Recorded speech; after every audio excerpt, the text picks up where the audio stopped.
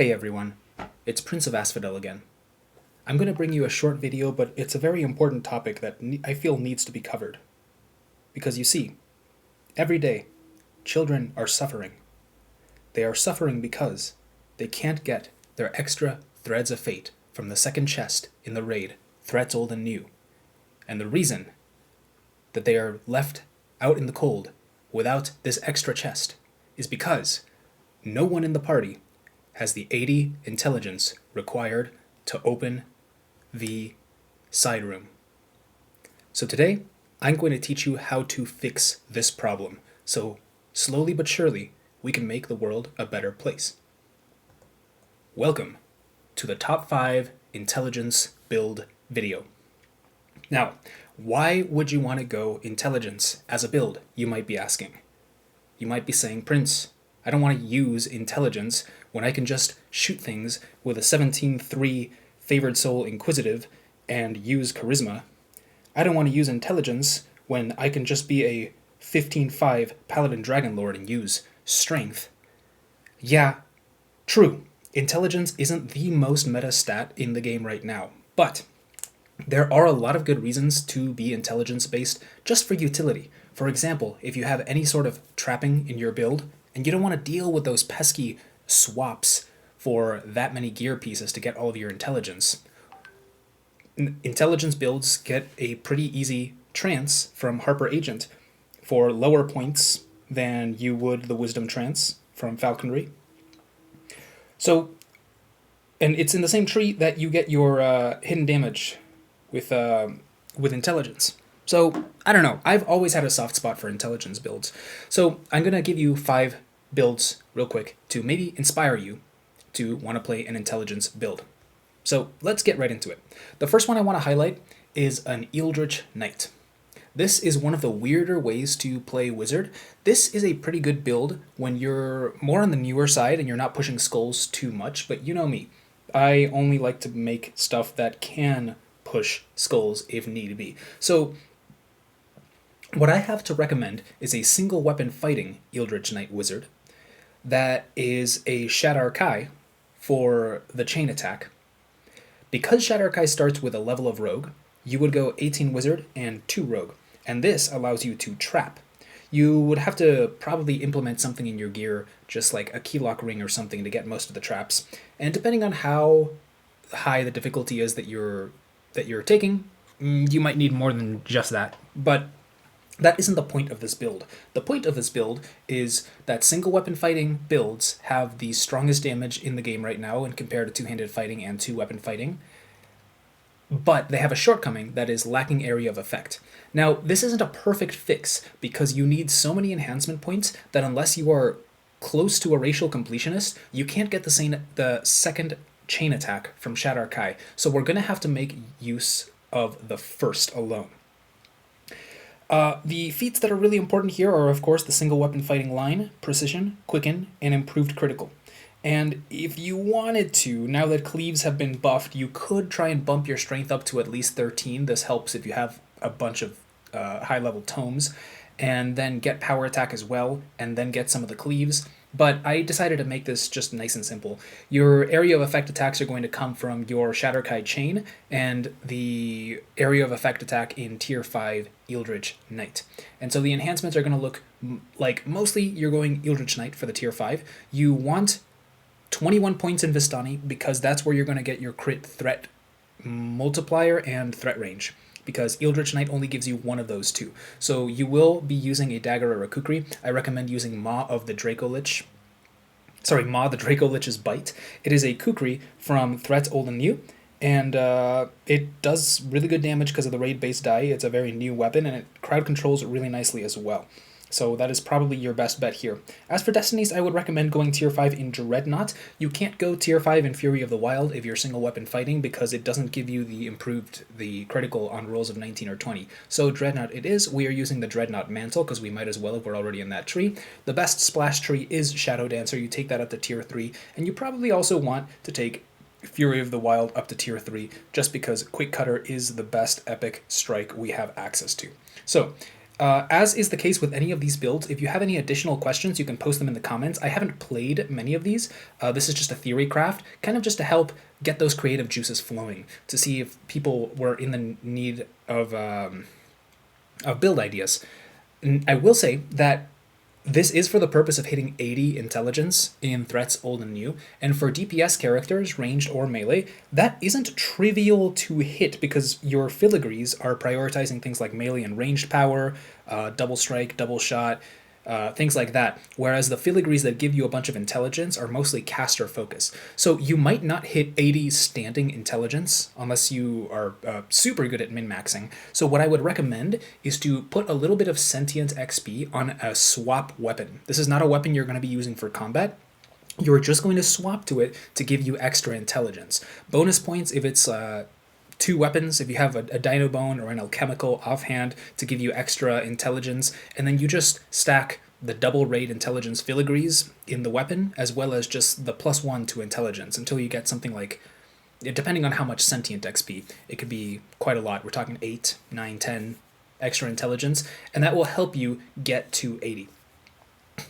On to the next build, we're going to go with an Alchemist nuker.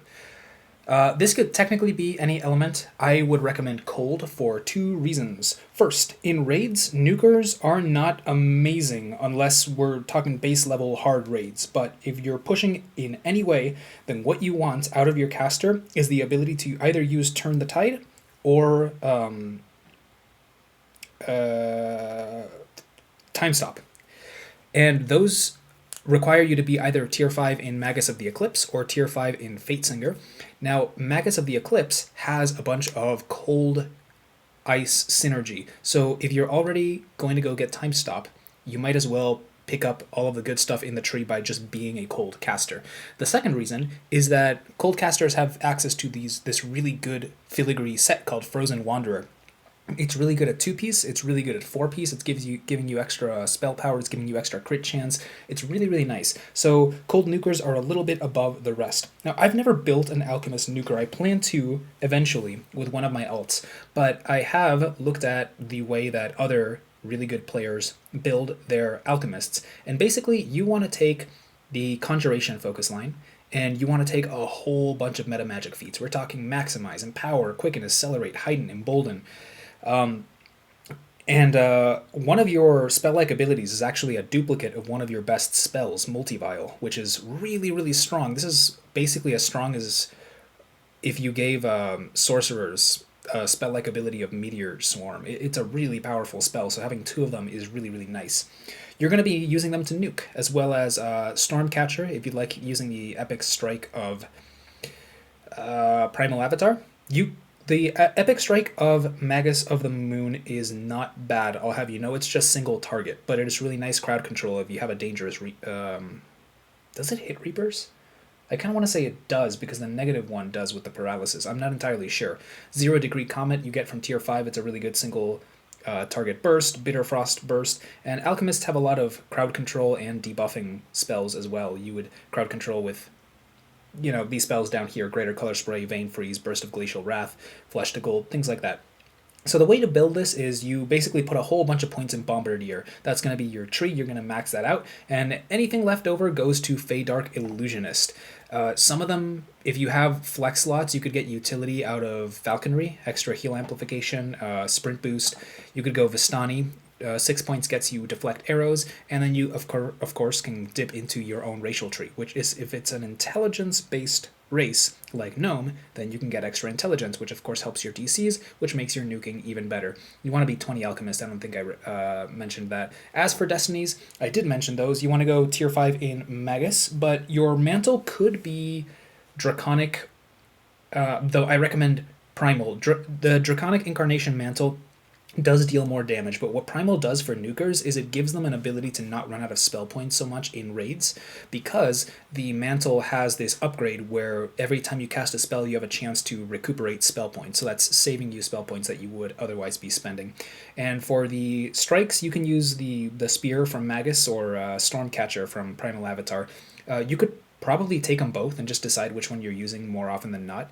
So yeah, that's one of the best nukers in the game right now, the Cold Alchemist. On to our third build over here. I'm going to recommend an Inquisitive.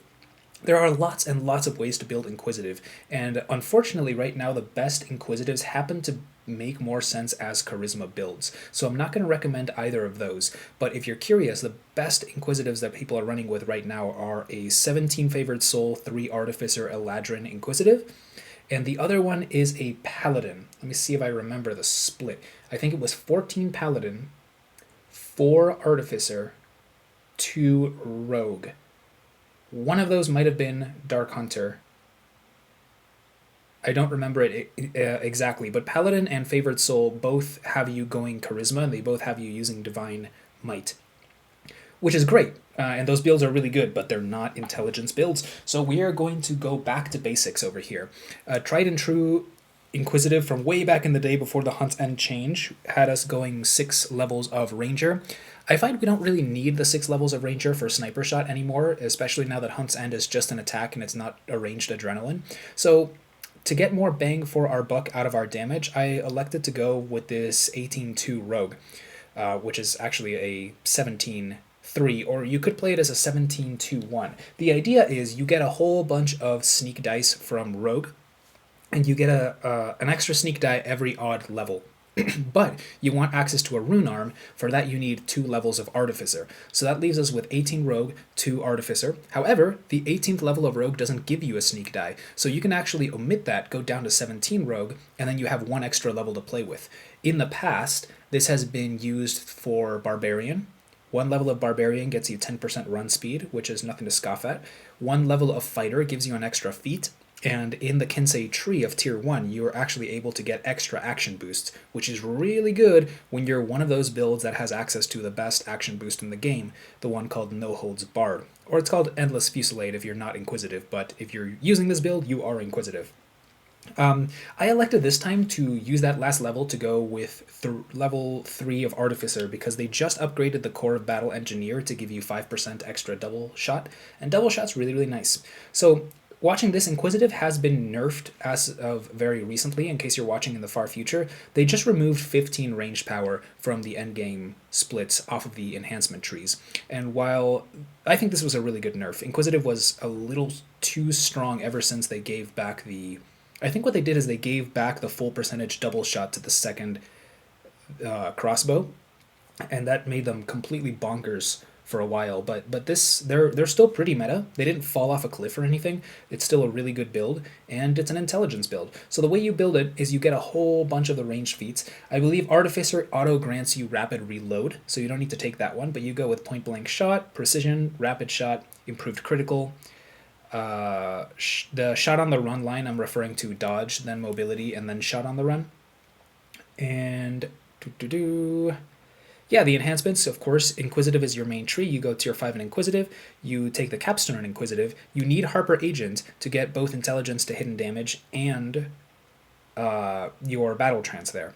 And after that, you kind of can dip into anywhere. I would recommend going Assassin just to get the 3 sneak imbue dice from there, and also the free sneak dice while you're there.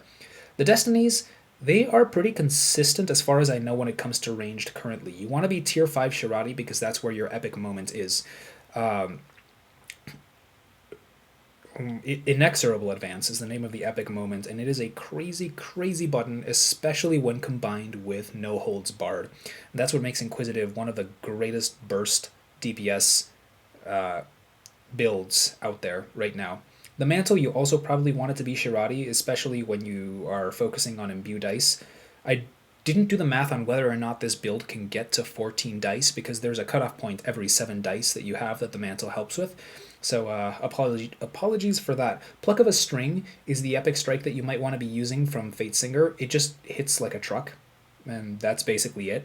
And of course, Shadow Dancer is the splash tree to be if you are melee or ranged DPS, because there are so many things that you get from Shadow Dancer, including double shot and sneak dice and evasion. I believe the best weapon currently to be using is, you want to be using a crossbow of Undying Age. I still have not heard, after all of this time, whether heavy crossbow or light crossbow are better. Just don't use a repeater if you're going to be an Inquisitive. a light crossbow or a heavy crossbow for Inquisiting, and then a Dynabone Rune Arm to add your Melt Fang for the acid damage, whereas the Undying Age gives you your Dripping with Magma. You could switch these around to get extra DR bypasses if you use a Dynabone crossbow and the Rune Arm from Fire Over Moorgrave, and this is especially simple if your gear happens to have a 5-piece Vecna set in it, but other than that, I wouldn't recommend it. It is a little bit worse than this split because the crossbow of the Undying Age actually does a little bit more damage than the Attuned Dynabone crossbow, but both of them are an option. So with that out of the way, let's go to our second to last build, and this is one that is very near and dear to my heart. It is the DC Wizard. So this is a pure wizard. This is not an Eldritch Knight. It's not a DPS at all. It's a crowd controller. So what you want to do is you want to take all of the Necro and Illusion focus lines. Spell focus, improved spell focus, greater spell... No, there's no improved. It just goes to greater spell focus, epic spell focus for both Necro and Illusion. And then at the very end, you can take the spell specialty of one of them for a lot of DCs. This build is all DCs, and of course you want to get all of the meta magics, Quicken, Heighten, Embolden. You could go for Maximize if you want extra damage. I oftentimes do. You could go for Enlarge if you want to affect things from a farther range, which I also like. The enhancements here, you basically want to max out Pale Master. That's the easiest way to do it. There are some splits. I'm not going to get too deep into it, but you could go tier 5 Archmage as long as you still get the capstone of Pale Master, which is a little bit tricky. A lot of people just don't use Archmage. You want to go 40-ish Pale Master, and then you want to go with 24 in Feydark Illusionist for the extra DCs, the extra intelligence, and then put the rest into maybe a racial tree, or like we explained with the last caster, dip into Falconry, dip into Vistani, get those extra quality of life stuff. But one of the things that I often do if I'm playing Gnome or Deep Gnome specifically is I will just get my crowd control spell Greater Color Spray from the racial tree instead of from Feydark Illusionist, and put fewer points into Feydark Illusionist and actually go up Archmage, getting a bunch of the illusion spells from the cores, including a second Phantasmal Killer, which is awesome, and that changes things around a little bit. As for the destinies, you basically want Magus. You want to be more useful in raids, so you want a time stop. And Magus's Epic Strike is the one I like. Shadow Dancer, I also go tier 3. Funny enough, I just said it was the best splash for DPS, but I actually like it on DC Wizard as well because it gives you 5% cooldown reduction on all of your spells, which is really nice. And the third tree, I usually go Primal Avatar, but you could also go Exalted Angel here, especially if you have any sort of positive spell power. You could use that Epic Strike instead of Magus and use Healing Pillar so that you have extra healing abilities. You could also get Cocoon from Primal Avatar, so both of those give you options to heal. Primal Avatar gives you a little bit more DCs because you can get 2 intelligence from there, but Exalted Angel does give you a dash if you go far enough to get the core 3, and that could be really, really good for mobility. The core spells are basically going to be all of your insta-kills. You've got the single target ones, Phantasmal Killer and Finger of Death, and you have the mass insta-kills, Circle of Death, Wail of the Banshee, etc. And then, of course, you have your crowd control spells, Greater Color Spray, Mass Hold Monster, are the 2 you'll always have access to. And you can, if you wish, take Burst of Glacial Wrath, which I do recommend just because it helps against constructs and undead that you otherwise wouldn't be able to crowd control, and your job is to crowd control. So this build isn't going to be doing ridiculous amounts of damage because that's not its job. Its job is to keep everyone else alive, kind of like a healer, but instead of healing as your main role, you are stopping the enemies from hitting your allies, and you can still get a hell of a lot of kills in quests, even on Reaper 10. So this is a really awesome build, and I've played it for many, many lives. But the number one recommendation for intelligence builds right now is the DPS Repeater. Repeater is pretty strong right now. It is one of the strongest ranged builds, and probably the only one that could top its numbers is Monk Shuriken Thrower, but of course that's not an intelligence build, so we're talking about repeaters. Repeaters are super duper solid. There are a couple of ways to tinker with them, but most of them are going to have at least 12 levels of Artificer because that lets you pick up an epic feat. The name escapes me. Sorry, but the one that I chose to highlight here goes 16 Artificer and 4 Fighter. You see a lot of splits that look like this: 12 Artificer, 4 Fighter, 5 Fighter. Basically, you're picking up extra feats, and for the Fighter variant, you want to go up through Kensei to get Shattering Shot because it works really well with repeaters because it fires 3 times. It's a nice fortification decrease debuff, and it has pretty good damage. But other than that, you kind of build this a little bit of a similar way to Inquisitive as far as the feats are concerned. You get point blank shot, precision, rapid shot, the dodge mobility shot on the run line, improved critical range.